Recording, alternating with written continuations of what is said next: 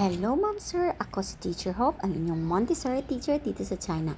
At dahil linggo ngayon, samahan niyo ako at magsimba tayo sa Immaculada Concepcion dito sa Fushan. Ako lang ba o kayo rin? Nagno-notes kasi ako sa mga places na pinupuntahan ko dito sa China. Kagaya nito, may listahan ako ng mga simbahan na napuntahan ko na dito sa Guangzhou. Na-note ko rin na mahaba pang lakaran to, kaya mag-story time na lang ako. Unang punta ko dito sa Immaculate Conception ay noong June 2023. Una ay tinuntun ko muna ang simbahan ng Sabado para pagdating ng Linggo, alam ko na ang way ko. Naalala ko, may mag-asawa akong nakita at yung lalaki ay nakasuot ng Filipino t-shirt. Of course, kabayan yon. In-approach ko na at nagpakilala sa kanila.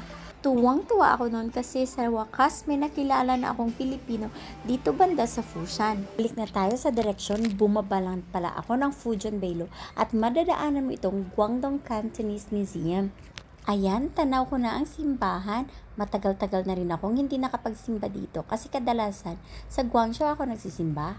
Pansin ko rin ang malaking pagbabago sa area nito. Marami ng mga shop na close at meron namang bagong nagsisulputan. Alala ko lang pala, only Chinese mass ang nasiserve dito Sunday at 9 a.m. Pagpasok ko ay nakita kong puno na ang ground area kaya dumiretso na lang ako sa taas at naghanap ng mauupuan. Medyo nakakalula lang din dito banda. Dahil Chinese ang service, sa bahay pa lang, while I am preparing ay naglilista na ako ng first and second readings. Pagdating sa simbahan ay binabasa ko lang ang mga verses at nang may sarili akong pag-unawa dito. I'm so blessed this Sunday kasi may isang Pilipino akong na-meet. Na-recognize niya daw ako kasi nagre-reading din ako sa isang church sa Guangzhou. Nakakatuwa lang isipin na paunti-unti ay lumalawak ang network ko at mga kilala ko dito sa China. Yun, nakita ko na si ate at si kuya. Sila yung adoptive parents ko dito sa China.